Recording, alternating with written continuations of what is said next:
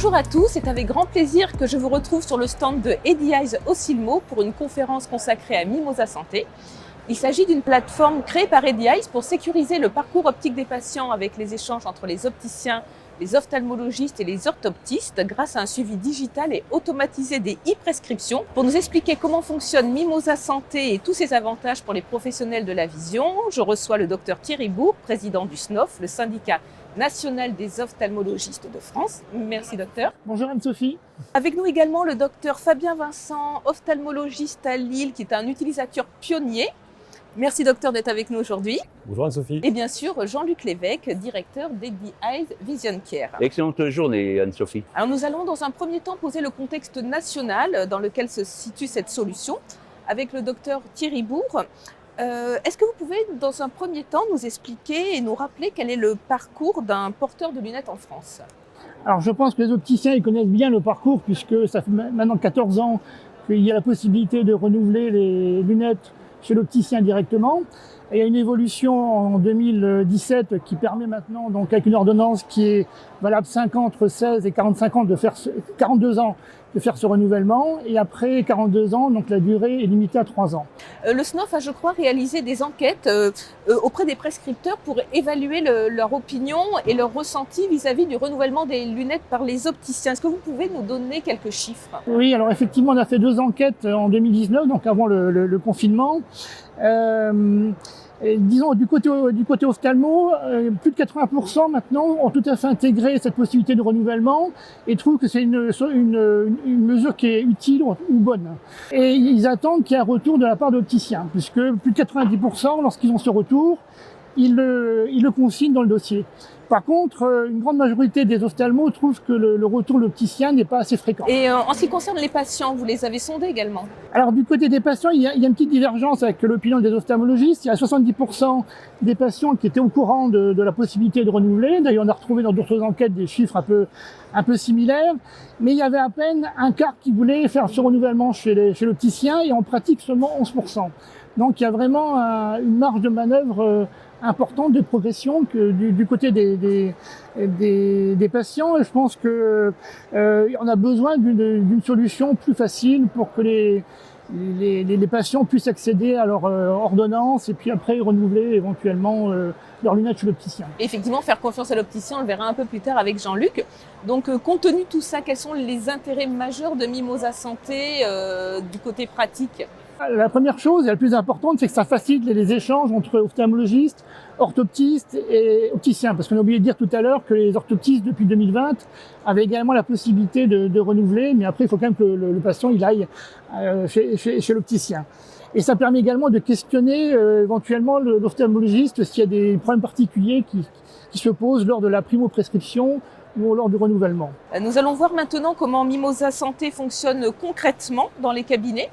Les Hauts-de-France ont été la région pilote pour les expérimentations de la plateforme. Docteur Vincent, vous faites partie des pionniers, des utilisateurs de cette solution. Depuis combien de temps vous l'utilisez maintenant ? Nous avons démarré l'utilisation de Mimosa il y a environ 2 mois, à partir de la moitié du mois de juillet. Je travaille dans un groupe où on est une trentaine de médecins.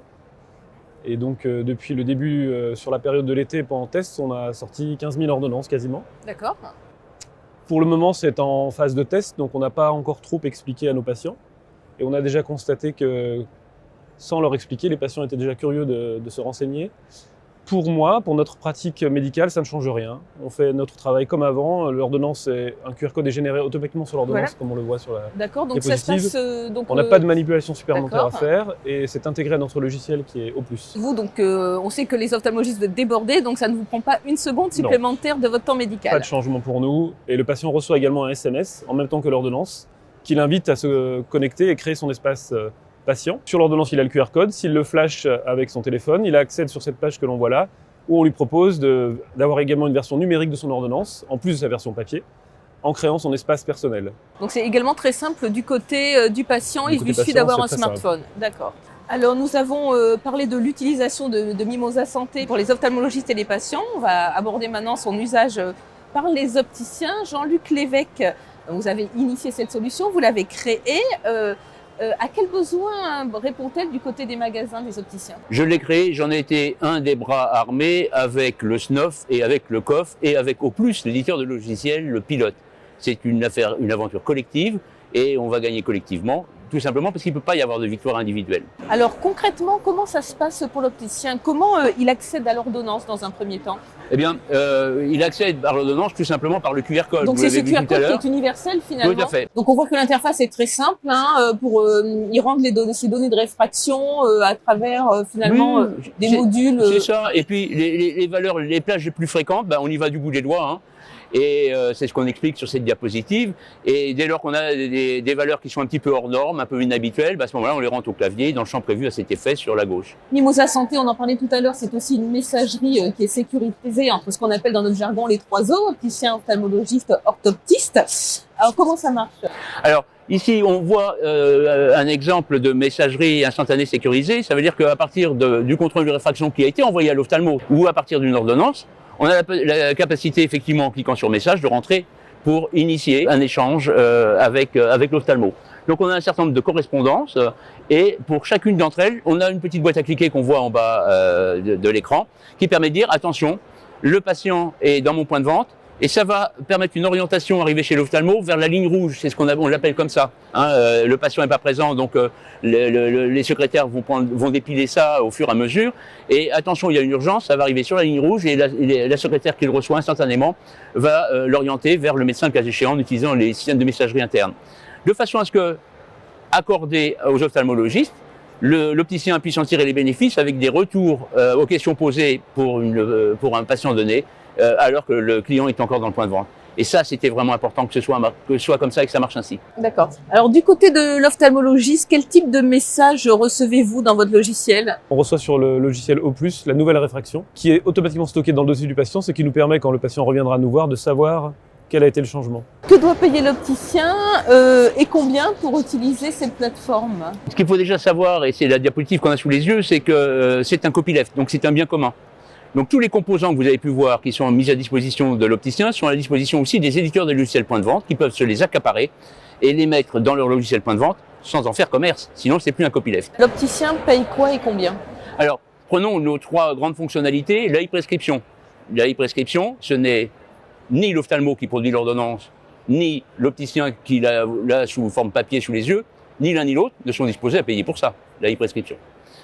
Donc le modèle économique repose sur les laboratoires de contactologie qui ont un grand bénéfice parce qu'on prescrit leurs lentilles, à faire en sorte que leurs nouvelles lentilles soient dans le logiciel de l'ophtalmo pour pouvoir être prescrites. C'est le premier avantage. Et le retour également qu'on leur propose, ce sont des cohortes statistiques anonymisées par codes postaux qui permettent de savoir ce qui est prescrit, comment c'est transformé chez l'opticien et comment c'est renouvelé chez l'opticien, de façon à ce qu'eux-mêmes puissent piloter leur force de vente, leur force active pour faire en sorte que leurs produits soient parfaitement pilotés. Et ça, c'est précieux pour eux. C'est tellement précieux qu'ils sont prêts effectivement à payer pour la e-prescription. On a un deuxième acteur qui est prêt à payer pour la e-prescription et ce sera plutôt en 2023. Il s'agit des complémentaires santé. Alors que là, le message est clair, il est hors de question de donner n'importe quelle donnée de santé aux complémentaires santé, c'est clair. Par contre, on a trouvé très astucieux, en discutant avec elle, de faire la chose suivante. Je suis complémentaire, j'ai un remboursement à faire pour un équipement à un opticien, auquel cas je vais pouvoir adresser Mimosa en disant « Est-ce qu'il y a une réalité médicale derrière ce qu'on me demande de rembourser ?» Et la seule chose que dira Mimosa, c'est « Oui, il y a une réalité médicale, ça signifie qu'on coche toutes les bonnes cases, et tu peux rembourser, et en plus, engage-toi à rembourser sur les 5 jours. Tu fais pas traîner l'opticien parce qu'il c'est pas la peine qu'il joue le jeu, il faut pas l'embêter avec des contrôles supplémentaires. Les algorithmes, les voilà, rembourse dans 5 jours. Deuxième réponse possible, c'est non. Ça veut dire que ça matche pas du tout. Ou troisième réponse possible, c'est oui, mais c'est différent. Parce que l'ordonnance, ça colle pas, par exemple, parce qu'il y a eu des modifications d'apportée, et ça n'a pas été remonté à l'ophtalmo. S'il y a une réfraction remontée à l'ophtalmo, alors on matchera en disant oui, parce qu'on a joué le jeu. Donc voilà ce pourquoi l'opticien paye et pourquoi il ne paye pas, et qui participe au financement de la chose. D'accord. Alors je crois que vous faites une offre spéciale en ce moment. Tout à fait. Nous avons choisi de mettre à disposition gratuitement jusqu'au 28 février tout l'environnement de l'opticien. Il y a juste le coût de raccordement initial qui reste à sa charge, et sinon gratuité totale. et bienvenue chez Mimosa. D'accord, donc pour s'inscrire, il suffit de flasher un QR code. Tout à fait. Merci à tous les trois de votre présence et de nous avoir expliqué effectivement tous les avantages et le fonctionnement de Mimosa Santé qui, on le voit, est parfaitement légitime compte tenu du contexte des soins visuels en France aujourd'hui. Je remercie en tout cas tous les professionnels qui nous ont écoutés de leur attention et je vous dis à très bientôt. Au revoir.